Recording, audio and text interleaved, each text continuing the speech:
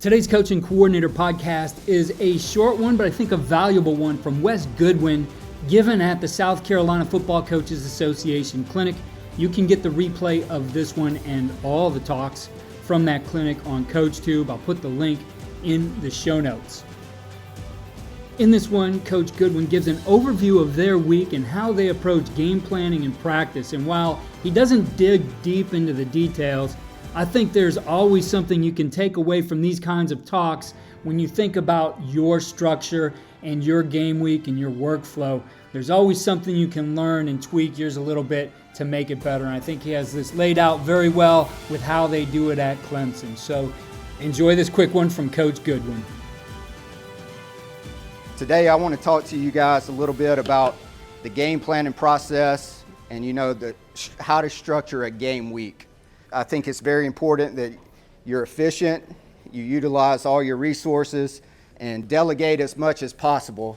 I've had the opportunity to learn and study from some of the best defensive minds in the country. We've had top 10, top 5 defenses, obviously, at Clemson all those years.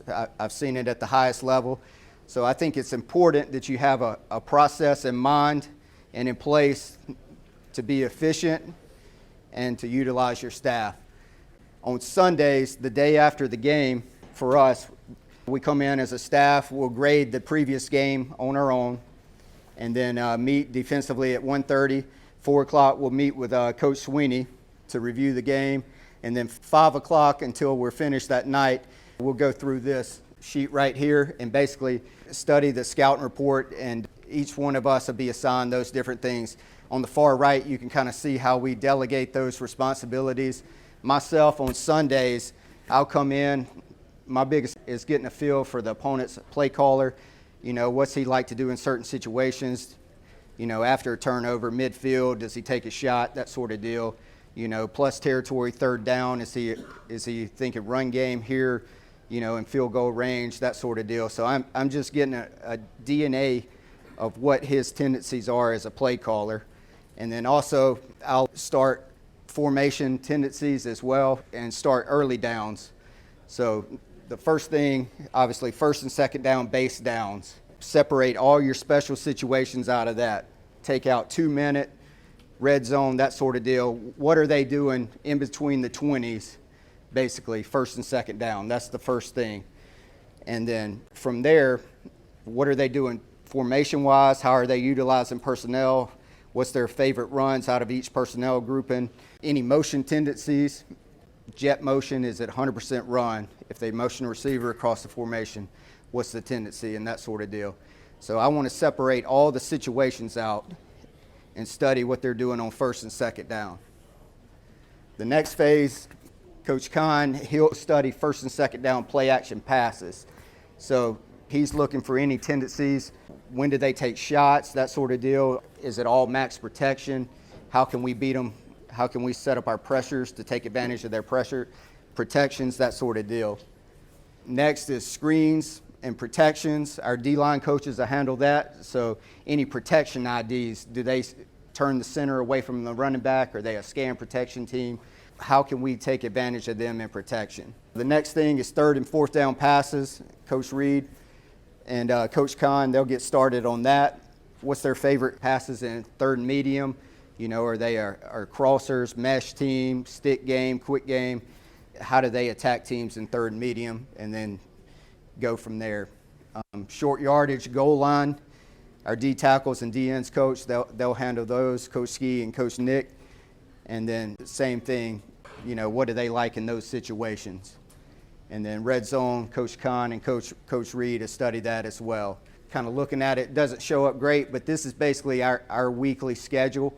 So Coach Sweeney has a theme for each day. So Sunday is our players' day off. We call that Spiritual Sunday. He wants them to take advantage of, being able to have the opportunity to go to church, take a day away from football. Monday's Mental Monday. Tuesday is Tanoga Tuesday. That means takeaways, no giveaways. So on Tuesday practice, we're going to stress turnovers on defense, and our offense is going to stress ball security. Working Man Wednesday, Team Thursday, Focus Friday, and obviously all that leads to a successful Saturday. talked about Sunday. All right, we get into our Monday structure, which would be, obviously all this would be a day off from your week, right? Because you guys play on Fridays typically compared to our Saturday week. But on Mondays, we're going to finalize our first and second down game plan. Obviously, we have an opportunity to meet with the players that afternoon. We're going to review the previous game and go through a good, the bad, the ugly reel and pull out clips, because obviously you want to be efficient with your time. So we're not going to review the whole game. We're just going to pull certain clips out to be able to show. The first thing we're going to start with, we're going to talk about our opponent's personnel. How is their quarterback? Who are their playmakers? Who are they go into in certain situations? Up front, who's the weakest link in the offensive line? Who can we take advantage of protection-wise? Those sort of things. And then we'll lay out the must-dos to win the game, all right? This week we got to take out the running back, hold him to less than 100 yards. We got to be efficient on first and second down, get them into longer yardage situations on third down, so forth and so on. And then the first thing we'll start with is explosive plays and first and second down favorites. Practice-wise, we're going to start on Monday and start working their must-stop plays. So their top 5 runs out of 11 personnel, top 5 runs out of 12 personnel, so forth and so on. And then we're also going to start working any exotics.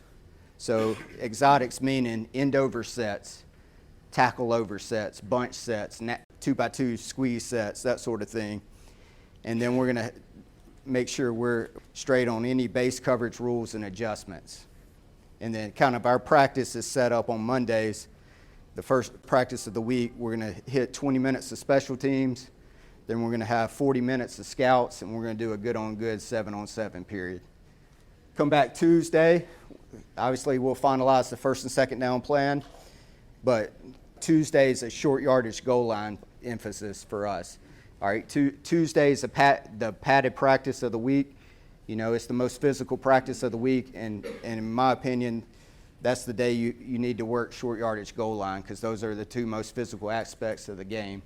So that's why we go ahead and get our short yardage goal line plan in there. And then you can see we'll have an opportunity in our team meeting. Obviously, it was Tanoga Tuesday, right? So we'll show a turnover reel from the top teams in college and the NFL, just making an emphasis on turning the ball over or taking the ball away. Our practice is structured this way. Special teams, we'll have 10 minutes of Indy, then obviously a scouts, short yardage goal line period. Then we'll work against the offense for some good-on-good periods, and then we'll have a scouts first and second down period later in practice. Working man Wednesday, big third down red zone period. Third down and 4+, we're going to have the game plan in on Wednesday. And we're going to have our red zone game plan in as well. And then you can see practice-wise, obviously we'll emphasize a period of red zone, emphasize a scouts period with third down, so forth and so on. Thursday is kind of a touch-all practice. Obviously, we'll game plan anything else that needs to be 2-minute backed up.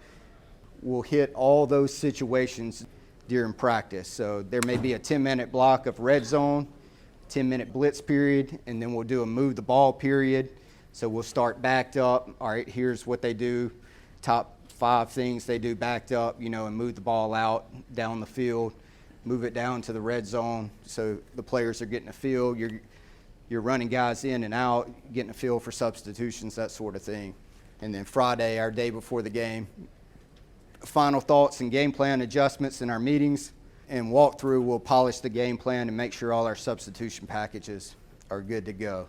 And all of that leads to a successful Saturday. Obviously, the fun is in the winning. Well, a good one there with the overview of what Coach Goodwin does as he game plans for the Clemson defense. One great tool to add to your workflow is Recon Sports. Recon Sports gives you a graphic representation of what your opponent is doing. They're able to take your data that you already have in Huddle and create extra data that gives you more of a breakdown, a better understanding of what's happening with your opponent, and a teach tool for your players. It's going to give you more time to be creative with your game plan because your time won't be spent breaking the opponent down They're able to get smart reports for you that give you better data than what you're getting now. Check them out at getreconsports.com or check the link to get a demo in the show notes. Remember to get this clinic talk on CoachTube as well as all the replays from the South Carolina Football Coaches Association Clinic. The link to that one will be in the show notes as well. Follow me on Twitter at Coach K. Grabowski and follow all we're doing at coachandcoordinator.com.